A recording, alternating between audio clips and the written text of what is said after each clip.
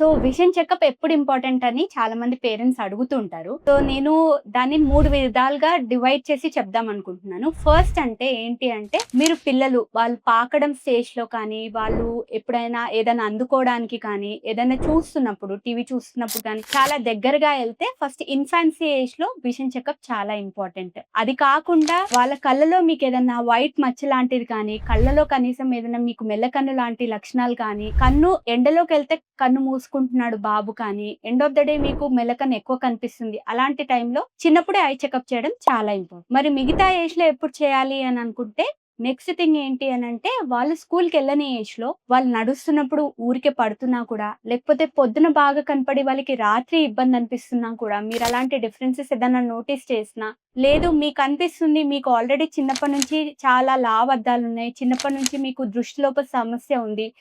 Any of the parent, one parent or both పేరెంట్స్‌లో దృష్టి సమస్య ఉంది అంటే, అట్లాంటి టైంలో బిఫోర్ స్కూల్ గోయింగ్ ఏజ్‌లో కూడా ఒకసారి విజన్ చెకప్ చేయడం ఇంపార్టెంట్.